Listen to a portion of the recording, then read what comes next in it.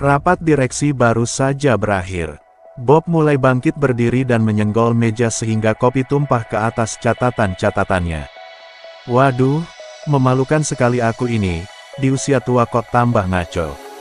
Semua orang ramai tertawa, lalu sebentar kemudian, kami semua mulai menceritakan saat-saat yang paling menyakitkan di masa lalu dulu. Gilirannya kini sampai pada Frank yang duduk terdiam mendengarkan kisah dari yang lainnya. Ayolah Frank, sekarang giliranmu. Cerita dong, apa saat yang paling tak enak bagimu dulu? Frank tertawa, mulailah ia berkisah masa kecilnya. Aku besar di San Pedro.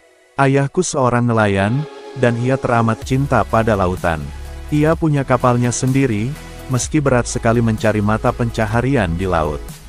Ia pekerja keras sekali, dan akan tetap tinggal di laut, sampai ia menangkap cukup ikan untuk memberi makan keluarganya. Bukan cuma cukup untuk keluarga kami sendiri, tapi juga untuk ayah dan ibunya dan saudara-saudara lainnya yang masih di rumah. Ia menatap kami dan berkata, "Ah, seandainya kalian sempat bertemu ayahku.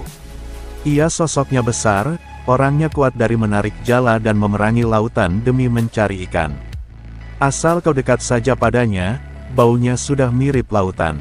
Ia gemar memakai mantel cuaca buruk tuanya yang terbuat dari kanvas dan pakaian kerja dengan kain penutup dadanya. Topi penahan hujannya sering ia tarik turun menutupi alisnya. Tak peduli berapa kali pun ibuku mencucinya, tetap akan tercium bau lautan dan amisnya ikan. Suara Frank mulai merendah sedikit. Kalau cuaca buruk, ia akan antar aku ke sekolah. Ia punya mobil truk tua yang dipakainya dalam usaha perikanan ini. Truk itu bahkan lebih tua umurnya daripada ayahku. Bunyinya meraung dan berdentangan sepanjang perjalanan. Sejak beberapa blok jauhnya kau sudah bisa mendengarnya. Saat ayah bawa truk menuju sekolah, aku merasa menciut ke dalam tempat duduk, berharap semoga bisa menghilang. Hampir separuh perjalanan, ayah sering mengerem mendadak dan lalu truk tua ini akan menyemburkan suatu kepulan awan asap. Ia akan selalu berhenti tepat di depan sekolah, dan kelihatannya setiap orang akan berdiri mengelilingi dan menonton. Lalu ayah akan menyandarkan diri ke depan, dan memberiku sebuah ciuman besar pada pipiku dan memujiku sebagai anak yang baik. Aku merasa agak malu, begitu risih. Ia berhenti sejenak lalu meneruskan, aku ingat hari ketika aku putuskan aku sebenarnya terlalu tua untuk suatu kecupan selamat tinggal. Waktu kami sampai ke sekolah dan berhenti, seperti biasanya ayah sudah tersenyum lebar. Ia mulai memiringkan badannya ke arahku, tetapi aku mengangkat tangan dan berkata, "Jangan ayah." Itu pertama kali aku berkata begitu padanya, dan wajah ayah tampaknya begitu terheran. Aku bilang, "Ayah, aku sudah terlalu tua untuk ciuman selamat tinggal. Sebetulnya sudah terlalu tua bagi segala macam kecupan."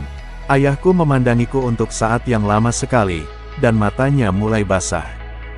Belum pernah kulihat dia menangis sebelumnya. Ia memutar kepalanya, pandangannya menerawang menembus kaca depan. "Kau benar," katanya. "Kau sudah jadi pemuda besar, seorang pria. Aku tak akan menciumimu lagi." Wajah Frank berubah jadi aneh, dan air mata mulai memenuhi kedua matanya, ketika ia melanjutkan kisahnya. Tidak lama setelah itu, ayah pergi melaut dan tidak pernah kembali lagi.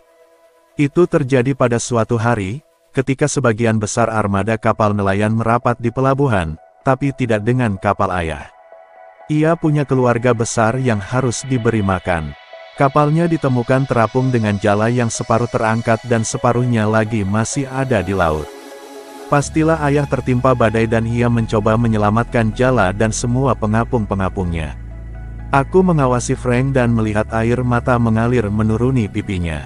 Frank menyambung lagi, "Kawan-kawan, kalian tak bisa bayangkan apa yang akan kukorbankan sekedar untuk mendapatkan lagi sebuah ciuman pada pipiku, untuk merasakan wajah tuanya yang kasar, untuk mencium bau air laut dan samudra padanya, untuk merasakan tangan dan lengannya merangkul leherku.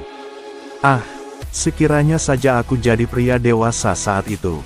Kalau aku seorang pria dewasa, aku pastilah tidak akan pernah memberitahu ayahku bahwa aku terlalu tua untuk sebuah ciuman selamat tinggal."